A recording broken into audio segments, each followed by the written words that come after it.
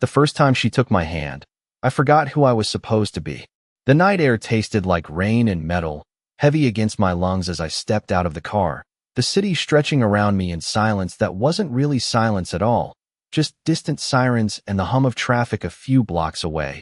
The kind of noise you stop hearing when you've lived in it too long, when it becomes part of your blood, part of your rhythm, and mine had been steady for years, cold, controlled, untouched. Nothing got through. Not fear, not guilt, not hesitation. That was the rule. That was how I survived, how I built everything that now stood behind me like a shadow that never left.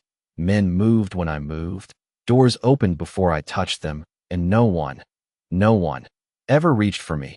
Not without permission, not without consequence. But that night was different.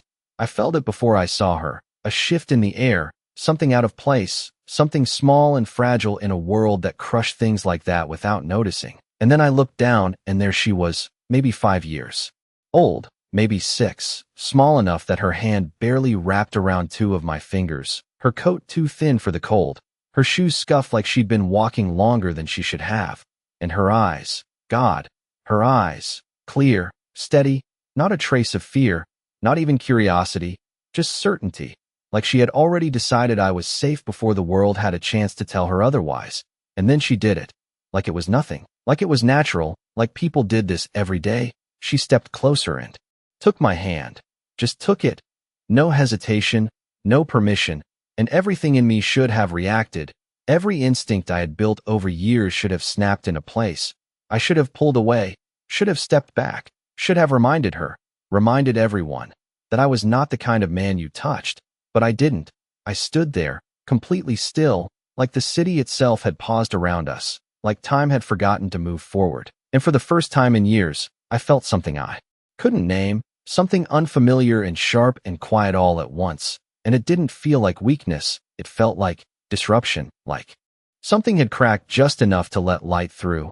Footsteps approached behind me, fast, controlled, the kind that always followed me. But I didn't look away from her, couldn't, not when her grip tightened slightly, like she was making sure I wouldn't disappear, like I was the one who needed grounding. Lily. A voice broke through, breathless, panicked, and then she was there, her mother, late 20s maybe. Exhaustion written into every line of her face, her hair pulled back in a way that said she hadn't had time to think about it, her eyes wide the second they landed on me. Fear flooding in where the child had none, she rushed forward, dropping to her knees, pulling the girl back, her hands quick but careful, protective in a way that was almost instinctive, like breathing, like survival. "I'm so sorry," she said, her voice shaking just enough to betray her. She didn't mean to. She doesn't know. She stopped, because there were no words for this, no explanation. That made sense in a world where lines like mine weren't meant to be crossed, but the girl, Lily, didn't let go right away, her fingers changes in breathing, the smallest crack in routine, and I could feel it without turning, their attention sharpening, waiting for a signal, waiting for me to re-establish the order that had just been quietly broken. But I did not move, not immediately, not when the child was still looking at me like I was something ordinary, something human. "Lily, we have to go," her mother said softly now, her voice still carrying that edge of fear she was trying to hide, her hand firm around the girl's shoulder, guiding her back a step, creating space that should have felt natural but did not. Not anymore. Lily tilted her head, studying me with a seriousness that did not belong to someone her age, like she was trying to understand something she could not name. And then she smiled, small, simple, unguarded, the kind of smile that did not ask for anything in return, and I felt it again, that quiet disruption, deeper this time, sharper, like something inside me was being rewritten without permission. "You looked cold," she said, her voice soft but clear, like the statement explained everything, like it justified the way she had reached for me without hesitation, and I almost laughed, not because it was funny, but because no one had ever described me that way before. Cold was not something you fixed with a touch. It was something you became, something permanent, something people learned to stay away from. But she had not stayed away. She had stepped closer, and now she was stepping back only because she was being told to, not because she wanted to. Her mother's eyes flicked between my face and the men behind me, calculating, assessing, trying to decide how dangerous this situation really was. And she was not wrong to be afraid. People like me did not exist in safe spaces. We did not belong in quiet streets or under flickering streetlights where children should feel comfortable enough to wander. We brought something else with us, something heavier, something that changed the air just by being there. And she could feel it even if she did not understand it. "I am sorry," she said again, more firmly this time, like repeating it might make the moment disappear, might rewind the last 30 seconds and erase the part where her daughter crossed a line that should not have been crossed. I finally moved then, lowering my hand slowly, deliberately, reminding myself of who I was supposed to be, of the distance that needed to exist between me and everything else. But the movement felt wrong, like correcting something that had not needed correction in the first place, and that unsettled me more than anything else could have.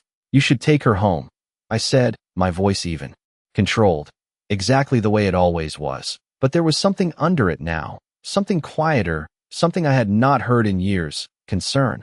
The word felt unfamiliar in my mind, like a language I had forgotten how to speak. Her mother hesitated, just for a second, like she was trying to understand why I was not reacting the way she expected, why there was no anger, no threat, no consequence for what had just happened. And then she nodded, quick, decisive, pulling Lily a little closer. "We will," she said, already turning, already choosing distance the way any reasonable person would. But Lily looked back over her shoulder, her small hand lifting in a wave that felt too final for a moment that should not have mattered, and something in my chest tightened, sharp and unexpected, as if that simple gesture carried more weight than it had any right to.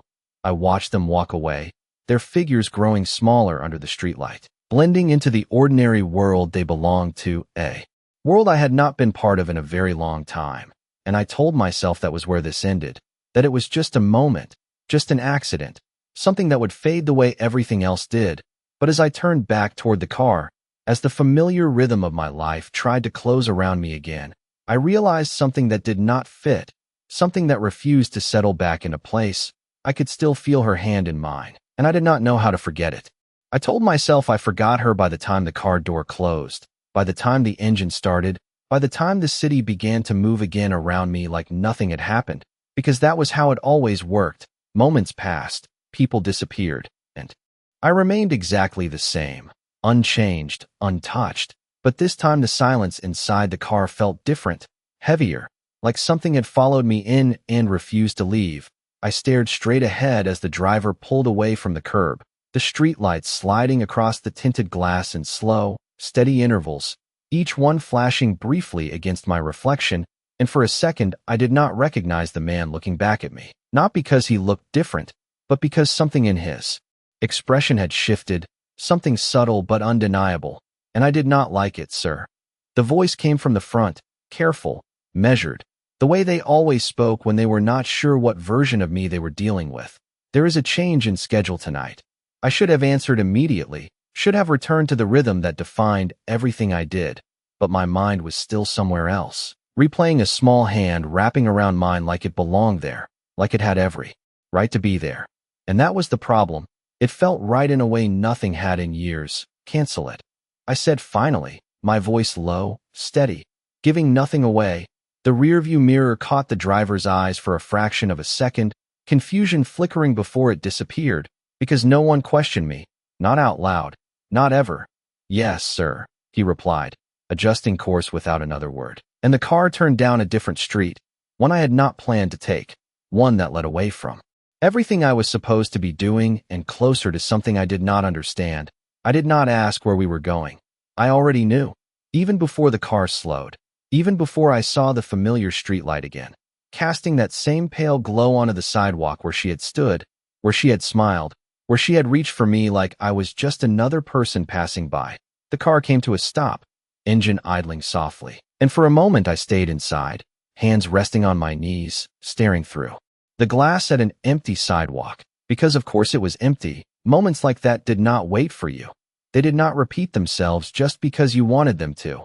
And yet I stepped out anyway, the night air colder, now sharper, cutting through the thin layer of control I had wrapped around myself again. I walked to the exact spot without thinking, my steps measured, precise.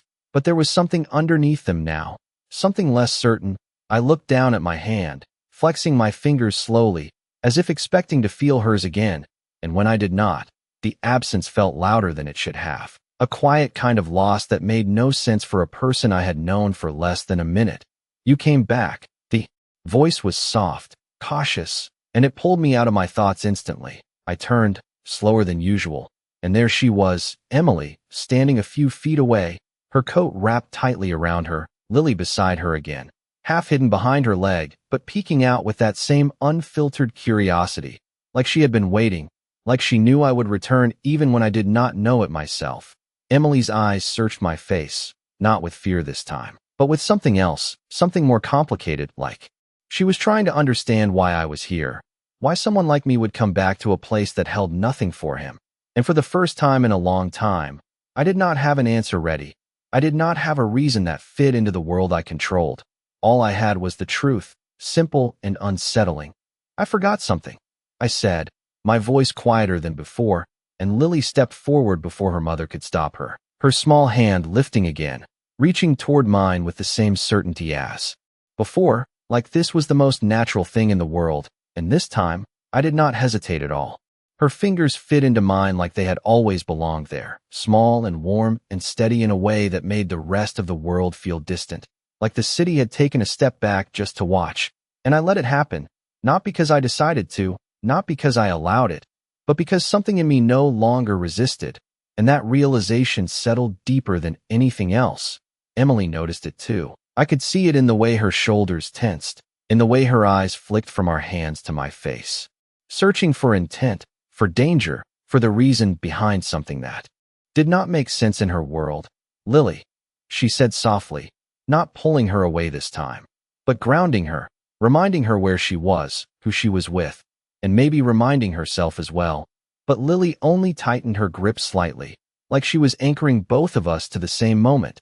You came back, she repeated, quieter now, almost like it was a question she already knew the answer to, and I realized that to her. This was simple. People left, and they came back. That was the rule she lived by, not the one I had built my life on. I said I forgot something.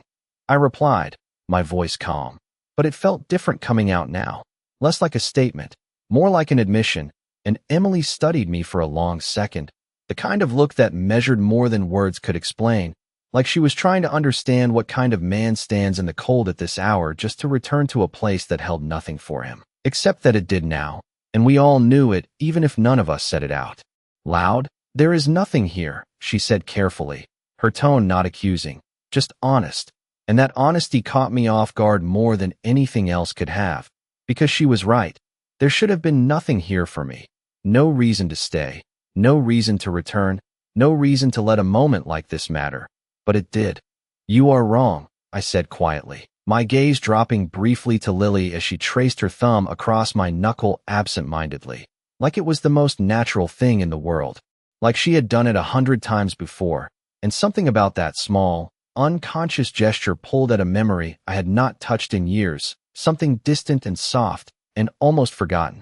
There is, I added, and this time Emily did not respond right away, because she felt it too, that shift, that something that did not belong in a moment like this but refused to leave. The streetlight above us flickered once, casting a brief shadow across her face, and for a second she looked less afraid, and more tired, like life had already asked too much of her, and she was not sure she had anything left to give.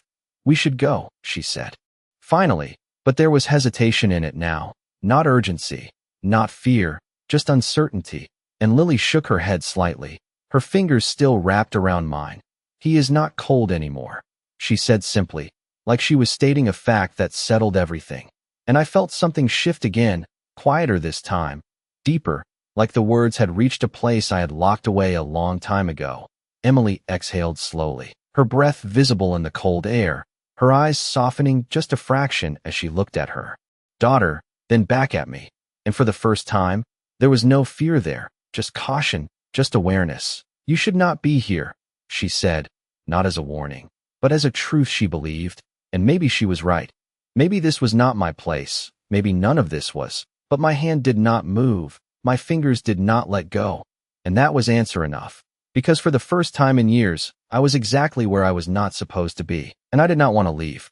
I did not let go when she said it, when she told me I should not be there, because for the first time the rules I had followed for years felt distant, like something written for a different man, and Lily's hand in mine made that distance real, tangible, something I could not ignore. "We really need to go," Emily said again, softer now, but there was something else in her voice, not fear, not urgency, something closer to caution wrapped around curiosity, like she was trying to understand why this moment had not ended the way it should have, why I was still standing there instead of disappearing back into whatever world I came from. And I understood that look. I had seen it before in different forms, people trying to place me into something they could understand, something that made sense, but I did not fit into anything simple, not anymore. Maybe not ever. Lily shifted closer to me, her small shoulder brushing against my arm as if the space between us had already been erased. "Mom, he is staying," she said quietly, like she had already decided it, like it was not a question at all, and something in my chest tightened again, not sharp this time, but steady, like a slow pressure building in a place that had been empty for too long. Emily let out a breath that almost sounded like a quiet laugh, the kind that comes when you are too tired to argue with something you cannot control. "He is not staying, Lily," she said gently, brushing a strand of hair back from her daughter's face. But her eyes flicked back to me as she said it, searching, measuring, waiting for confirmation, and I realized she needed an answer, not for herself, but for the child standing between us. "I do not stay anywhere," I said. The words automatic, familiar, the kind of truth that had defined my life for years. But as soon as they left my mouth, they felt incomplete, like something was missing from them, like they no longer told the whole story. Lily frowned slightly, her small brows pulling together in confusion. "That is sad," she said simply, and the simplicity of it landed harder than anything else could have, because she was not judging, not accusing, just stating a fact as she saw it. And for the first time, I wondered if she was right. Emily noticed the shift. I could see it in the way her posture changed, just a fraction, her guard lowering in a way she probably did not even realize. "We live 2 blocks from here," she said after a moment, the words careful, measured, like she was testing something she did not fully trust yet. "It is late, and she has school in the morning." There was an invitation buried in that sentence, not spoken directly, but they're all the same, an opening, a possibility that should not have existed between people like us, and I hesitated, not because I was unsure of the danger, I understood that perfectly, but because I was unsure of myself, unsure of what stepping into that space would mean, unsure of whether I could walk into something ordinary without breaking it. Lily solved that hesitation the way she solved everything else, by not seeing it as a problem at all. She tugged lightly on my hand, not pulling, just guiding, like she trusted I would follow without needing to be asked, and for a second, I considered pulling away, restoring the distance, returning to the version of myself that did not cross lines like this, but I did not. I let her.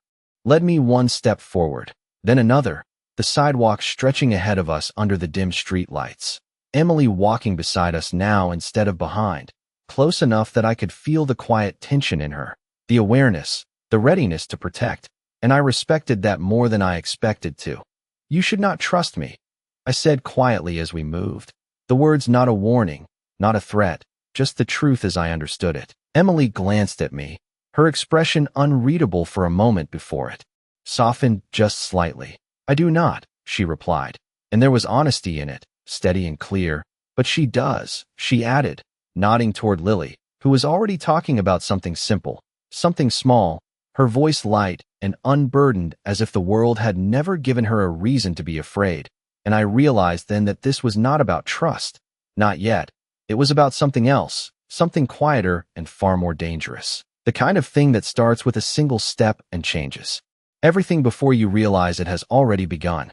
The building was older than I expected, brick worn down by years of weather and time. The kind of place people passed without noticing, which made it perfect for someone trying to stay invisible. And I noticed everything the moment we stepped inside. The flicker of the hallway light, the faint hum of an overworked heater, the quiet echo of our footsteps on the narrow stairs. Details that would have meant nothing to most people, but told me exactly how this place lived and breathed. Lily did not. Let go of my hand as we climbed, her small steps uneven but determined, like she trusted I would match her pace without needing to be told. And I did, adjusting without thinking, something I had not done for anyone in a long time. Emily walked slightly ahead now, keys already in her hand, her shoulders still tense but no longer rigid, like she had accepted that I was here even if she did not fully understand why. "It is not much," she said quietly as she unlocked the door, her voice carrying a hint of apology that did not belong there, because this was her space, her world, and it did not need to impress anyone, especially not me. "It is enough," I replied, and I meant it more than she probably realized. The door opened with a soft creak, revealing a small apartment that smelled faintly of laundry soap and something warm, something familiar, like a place where people lived, not just existed. Lily finally let go of my hand the moment we stepped inside, moving ahead with a kind of lightness that made the room feel different, like her presence alone shifted the atmosphere. She dropped her shoes by the door without being told, a habit, routine, something stable in a life that probably did not have much of it. And I stood there for a second longer than necessary, taking it all in, the worn couch, the small table pushed against the wall, a stack of books neatly arranged beside it. Everything simple, everything real. "You can sit," Emily said, gesturing toward the couch, her tone careful but no longer distant, and I moved slowly, deliberately, lowering myself into a space that felt too small for someone like me and yet strangely right, like I had stepped into a version of the world I had not seen in years. Lily climbed onto the couch beside me without hesitation, her movements natural, unguarded, like she had already accepted me as part of the moment, and that acceptance carried a weight I was not prepared for. "Do you want tea?" Emily asked from the small kitchen area, already reaching for a kettle before I answered, like she needed something to do with her hands, something to ground herself in something normal. "Yes," I said, even though I did not care about the tea, because saying no would have broken something in the rhythm that was forming, something fragile but important. The sound of water running filled the space, soft and steady, and for a moment, no one spoke. Lily leaned slightly against my arm, her head resting there like it was the most natural place in the world, and I did not move away. I did not correct it. I let it happen, because pulling away felt wrong in a way I could not explain. "You are quiet," she said after a moment, looking up at me with that same steady gaze, and I almost smiled, not outwardly, but somewhere inside, where things had started to shift without my permission. "I usually am," I replied, and she considered that for a second before nodding, like she accepted it without needing more, like silence was not something that needed to be filled. Emily returned a moment later, placing a cup in front of me, her movements careful but no longer hesitant, and when our eyes met, there was something different there now. Not trust, not yet, but something close to it, something that made the space between us feel smaller, more manageable, and I realized then that this was not just a place, not just a moment. It was a line I had already crossed without realizing it, a line that separated who I had been from who I was becoming. And the most dangerous part was not that I had crossed it, it was that I was not sure I wanted to go back.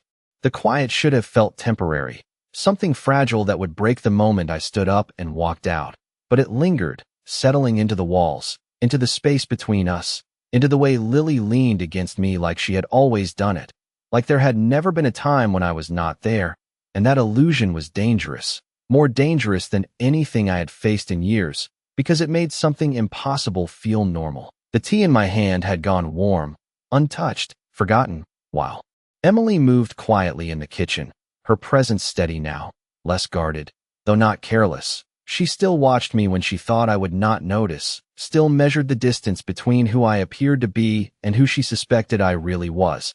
And I did not blame her for that. She was right to question, right to keep a part of herself back. But Lily did not understand distance. She did not understand caution. She only understood what she felt. And what she felt was simple, safe, certain. "Do you have a home?" she asked suddenly, her voice soft but direct. And the question caught me off guard in a way few things ever did, because I had answers for most things, prepared responses, controlled narratives, but this was not something I had thought about in years, not in a way that meant anything.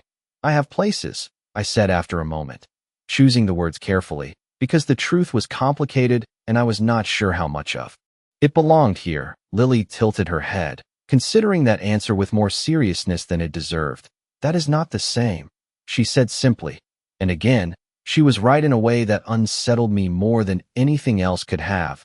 Emily glanced over at us, her hands stilling for a second before she turned back to the sink, like she did not want to interrupt, but could not ignore what she was hearing.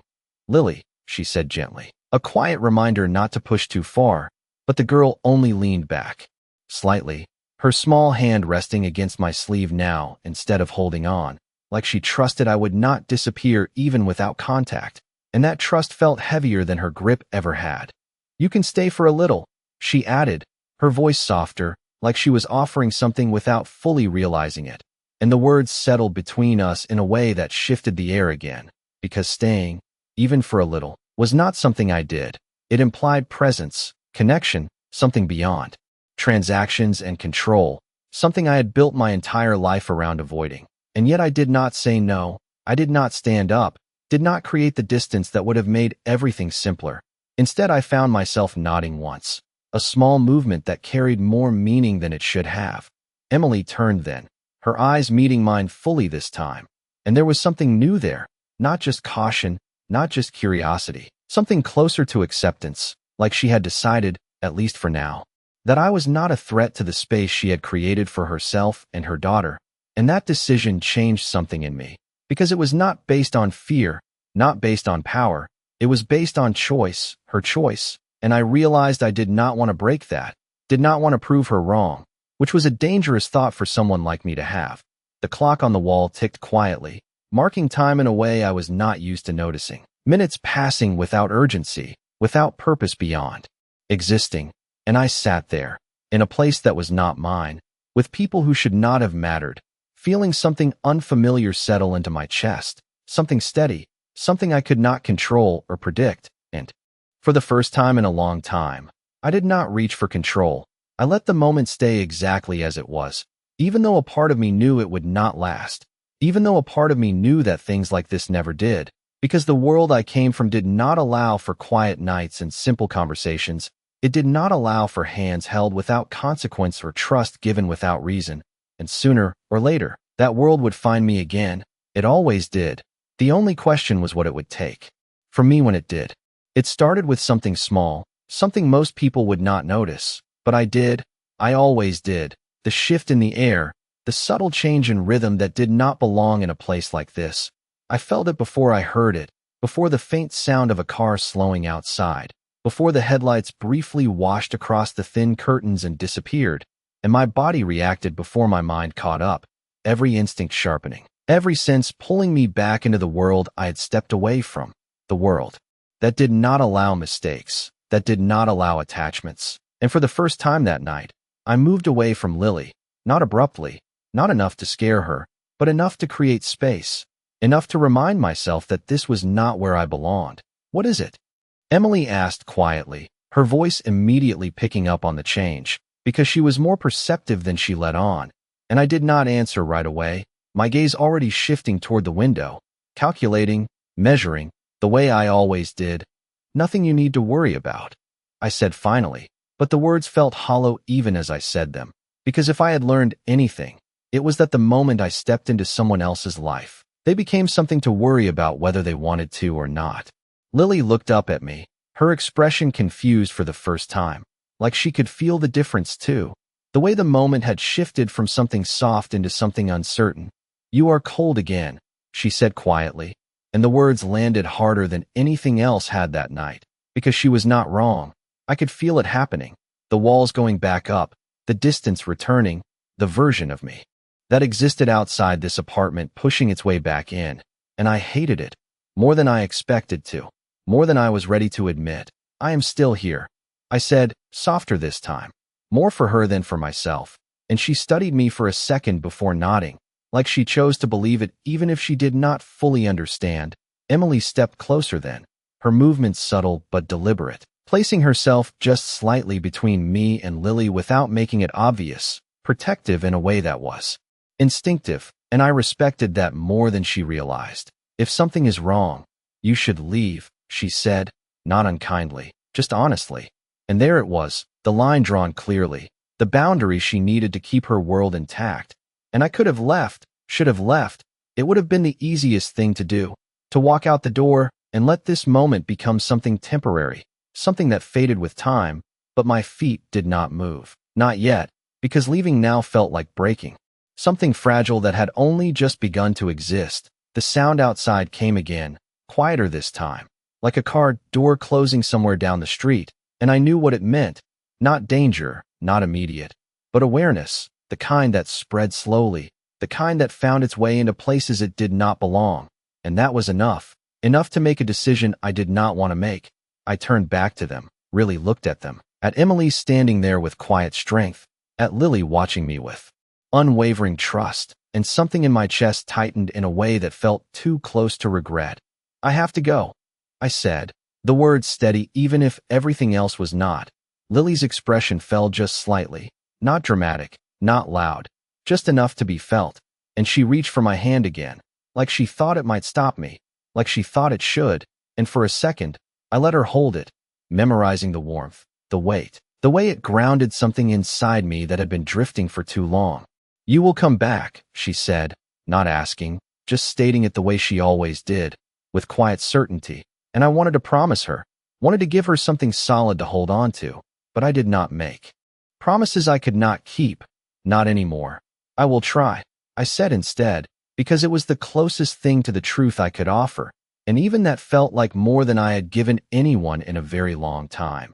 Emily watched the exchange without interrupting, her eyes softer now, not trusting, not fully, but understanding something she had not before, and as I finally stepped back, as the distance returned inch by inch, I realized that leaving this time was not the same as it had always been, because this time, I was not walking away from nothing. I was walking away from something that had already started to change me, and I was not sure I knew how to stop it. I did not look back when the door closed behind me, because I knew if I did, I would hesitate, and hesitation was something I could not afford, not in my world, not with everything waiting just outside that quiet apartment. The hallway felt colder now, narrower, like it had shrunk in the time I had spent inside, and each step I took down the stairs pulled me further away from something I had not realized I needed until it was already slipping out of reach. The night air hit me harder this time, sharper, carrying with it the familiar weight of the life I had built. The car was already waiting, engine running, exactly where it should be, exactly how it always was, but it felt different now, like it belonged to a version of me that had been interrupted. I paused for half a second before opening the door, just long enough to feel the absence again, the space where a small hand had been, the quiet that had replaced a voice that did not ask for anything but presence. And then I got in, because that was what I did. I moved forward. I did not linger. I did not look back. Everything is handled, the driver said, his tone precise, efficient, like nothing had changed, like the world had continued exactly as expected. And maybe it had. Maybe everything outside that apartment was still the same, but I was not. And that was the problem. The city moved around us as we drove, lights flashing past in steady patterns, familiar, predictable, controlled, but my mind kept returning to something small, something simple. A question asked without hesitation, a truth spoken without fear, and I realized that for all the power I had built, for all the control I maintained, I had never been seen the way she saw me, not as something to avoid, not as something to fear, but as something that could be reached, something that could be held, and that thought stayed with me longer than anything else. Sir, the voice came again, pulling me back slightly. There are decisions that need your attention tonight. Of course. There always were, responsibilities, expectations, a structure that did not allow for pauses or distractions, and I nodded once, because that was what was expected, what was required. But my answer came slower than usual, like something in me was resisting the return to that rhythm. The car turned onto a familiar street, one that led back to everything I knew, everything I controlled. And yet it did not feel like home, not anymore, not in the way it used to, because now I understood. Something I had not before. Having places was not the same as having somewhere to belong. And that realization settled deep, quiet but unshakable. I looked down at my hand without thinking, flexing my fingers slightly, as if expecting to feel something that was no longer there. and for a second, I almost turned the car around, almost told the driver to go back, to return to that small apartment where nothing made sense and everything felt real, but I did not, because I knew better than that. I knew the cost of crossing lines that should not be crossed. I knew what my world did to things like that, to people like them, and I would not bring that into their lives, not if I could help it. And yet, as the car continued forward, as the distance between us grew with every passing block, I held on to one thing, one small certainty that refused to fade. She had not asked me to change. She had not demanded anything. She had simply reached for my hand and expected me to take it. And somehow, without realizing it, I had, and now, for the first time in years, I did not know how to let go.